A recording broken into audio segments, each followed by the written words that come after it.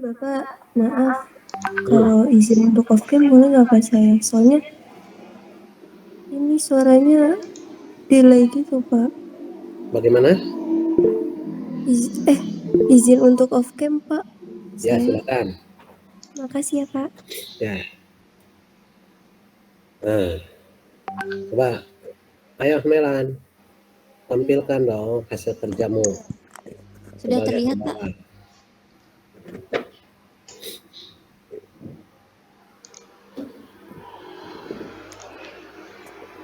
Kok 2021?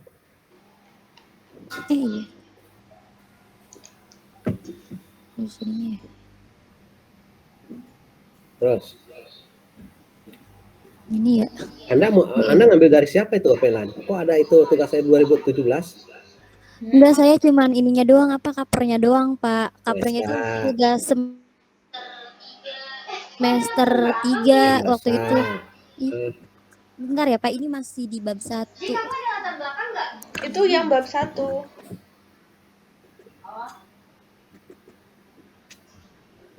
Bab 2 mah enggak?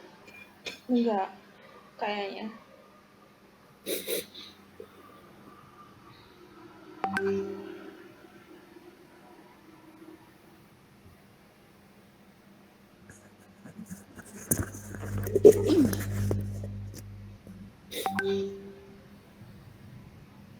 Ya. Ya. Ini Pak. Ya. Assalamualaikum warahmatullahi wabarakatuh. Terima kasih atas kesempatannya kepada Pak Cecep dan teman-teman yang telah mempersilahkan saya untuk mempresentasikan hasil dari bab 2 yaitu landasan teori yang sudah saya buat. Di sini saya mencantumkan 2.1-nya yaitu komunikasi. Nah, 2.1.1 yaitu pengertian komunikasi. Di sini saya mengambil pengertian komunikasi secara ya. Saudara, coba pengertian komunikasi sebenarnya.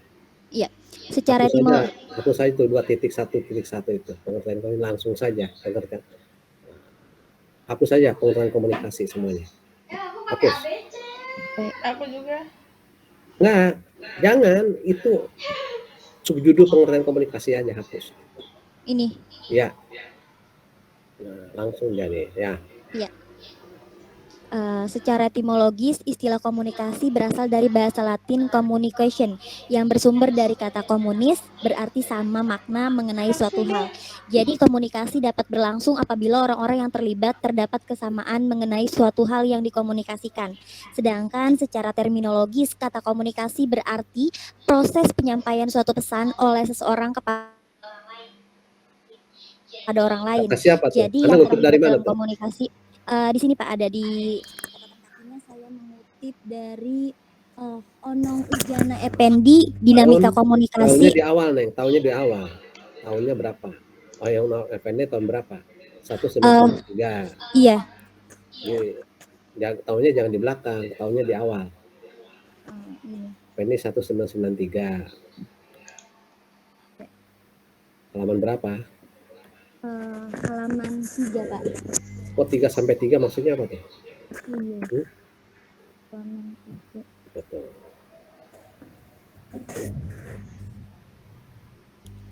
Nah itu kalau judul harusnya huruf miring ya. Itu miring atau di baris bawahi gitu kan. Iya.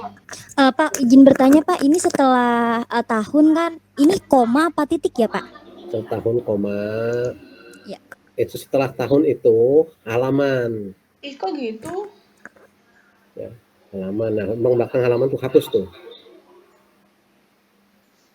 Halaman sama tahunnya dihapus.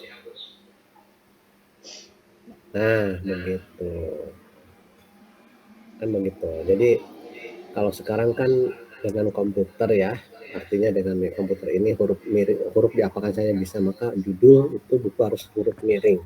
Iya. Kalau zaman saya dulu pakai mesin tik kan nggak bisa huruf miring kalau mesin tik, makanya jadi di garis bawahi itu kan seperti itu ya.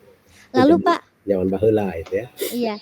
Lalu Pak kalau ini kan ini alamatnya ya Pak sama penerbitnya. Ya. Nah ini di dalam kurung nggak Pak? Apa? Nggak usah, langsung saja koma. koma. Ya. Bandung .2 ya Pak? Hmm? Ini kan ada Bandung .2 remaja Rosada Karya. Bandung koma remaja Rosada Karya. Bandung itu belakangan. Oh, iya. Koma Bandung. Nah, begitu. Artinya kan alamatnya penerbit tersebut ada di Bandung. Ya, itu yang akhir yang lainnya ya, seperti itu ya. Iya Pak, baik Pak. Kita lanjutkan lagi ya Pak. Ya, Ini jadi nanti saya benerin. terus. Nah, Itu baru 2 pendapat. baru satu Pak.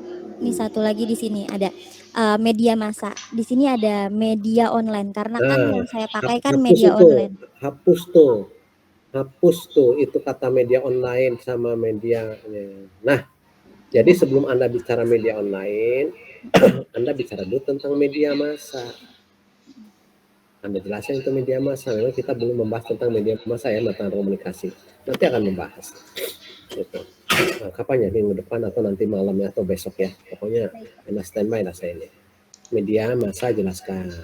Baru ambil minimal 3 kutipan ya, 3 pendapat ya. 3 pendapat tentang media massa itu. Barulah masuk setelah itu isi jenis-jenis media massa kan.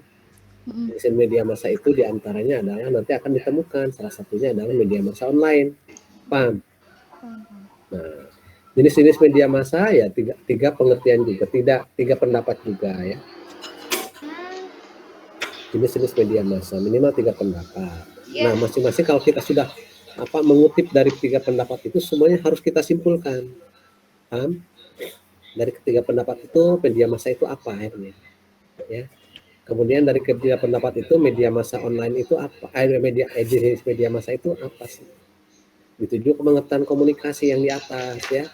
Kalau Anda mengambil 3 pendapat tentang komunikasi, maka harus disimpulkan juga dari 3 pendapat tersebut. Pak, bisa dipahami? Jadi begini Pak, yang tadi pengertian komunikasinya itu saya harus mencantumkan 3 pendapat karena kan saya baru 1 pendapat ya. Iya. Sebentar saya ke atas dulu biar nggak kelewat. Ini berarti 3 pendapat. Harus 3 pendapat. Nah, dari 3 pendapat itu baru kemudian Anda simpulkan. Lalu yang media massa ini sebentar saya konfirmasi dulu Pak. 3 pendapat juga ya disimpulkan. Baru jenis-jenis media massa 3 pendapat juga kemudian disimpulkan ya. Begini Pak, media massanya itu dijelaskan. Kemudian jenis-jenis media massanya itu enggak, media massa dijelaskan dulu. Ya. Setelah menjelaskan media massa dari 3 kan mengutip dari 3 pendapat kan tentang media massa ya. Nah, setelah mengutip 3 pendapat tentang media massa itu baru kita simpulkan. Paham? Paham. Nah, setelah disimpulkan baru masuk ke jenis-jenis media massa. Jenis media massa juga itu 3 pendapat ya. Setelah mengutip 3 pendapat baru kita disimpulkan. Paham? Paham Pak. Ya. Dari jenis-jenis media massa itu akan muncul yang namanya media massa online. Kan begitu kan? Akan muncul media massa, salah satunya adalah media massa online. Ya, barulah masuk Anda bicara tentang media online. Paham? Artinya ada bridge dulu itu. Jadi ada jembatan dulu antara satu dengan jangan tiba-tiba gitu kan. Akan muncul media massa online. Berbicara dengan apa? Media massa online ya. Apa ini berbicara dengan tentang apa media massa online? Untuk media online. Media massa online. Anda cari pendapat minimal 3 pendapat pengertian tentang media massa online. Minimal 3 pendapat ya tentang media online. Pendapat tentang pengertian media online. Setelah itu disimpulkan ya.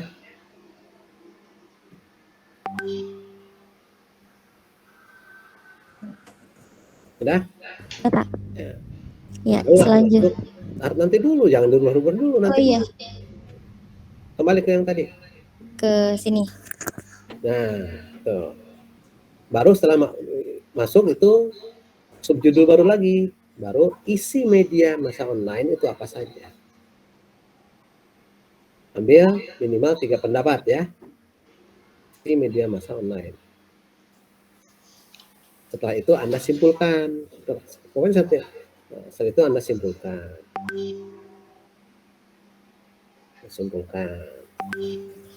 Nah, terus merumuskan masalah apa? Anda apa? Apa Pak? Rumusan masalahnya apa? Rumusan masalahnya di bab 1 Pak. Iya, coba sebutkan rumusan masalahnya apa? Pasti lupa ya. Kalau ke pacar nggak lupa.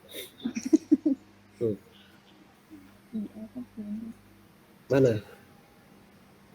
Ini laptopnya ada gini ya Pak. Janganlah salahkan laptop. Laptop itu yang menggerakkan manusia. Terus.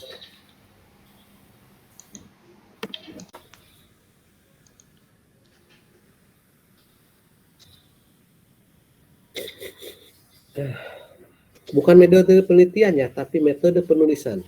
Yang bawah itu. Ini Pak. Rumusan masalah, bukan itu batasan masalah, Neng. Iya. Nah, iya rumusan masalah. Bagaimana penerapan unsur 51 dalam penyajian teras berita kan? Iya. Berita. Baik. Kembali ke yang tadi.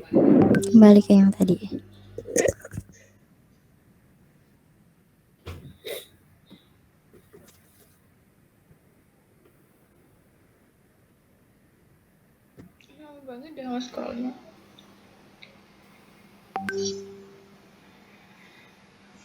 Nah, isi media online. Apa itu misi media online? Nah, baru masuk misi media online. Iya. Nah, kelebihan media online. Oke, nggak apa-apa. Tapi setelah ini Anda masuk isi media online itu apa saja? Isinya. Ada 3 pendapat isi media online. Isi media online itu apa saja? Iya.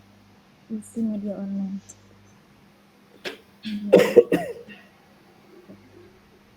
Nah, isi media online itu nanti akan muncul. Ada 3 pendapat itu akan muncul yang namanya isi media online itu diantaranya adalah berita. Ya.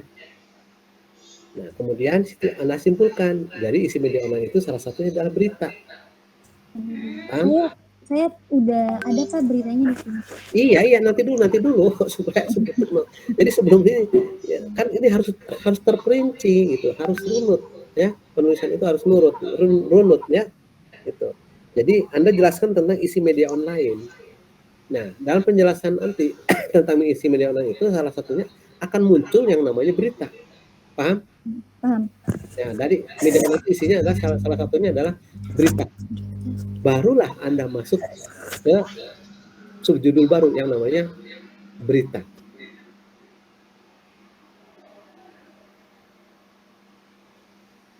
Berita. Nah, disitulah Anda jelaskan juga tentang berita itu apa. Ambil 3 pendapat juga. Yang lain perhatikan ya, catat ya.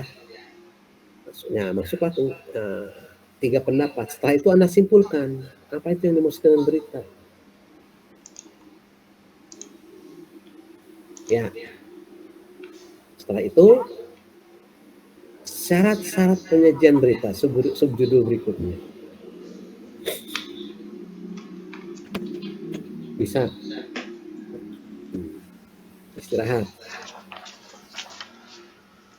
Subjudul berikutnya syarat-syarat penyajian berita. Nah, setelah itu Anda simpulkan minimal 3 pendapat ya. Iya. 3 pendapat itu simpulkan. Baru masuk lagi subjudul baru yang namanya struktur penulisan berita.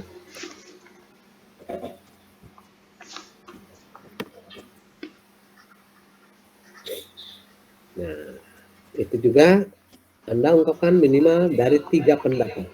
Struktur penulisan berita.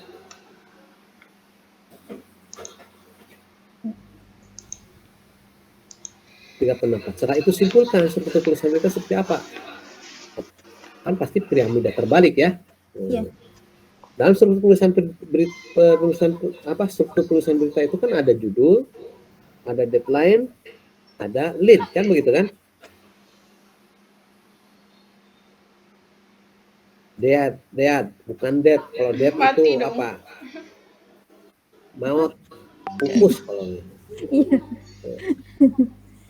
Deadline. dead. Tulisannya gimana? Nah, orang Banten, clear. Lihat orang Banten tuh. Nah, jangan niru-niru orang Banten begini ya. Mati dong.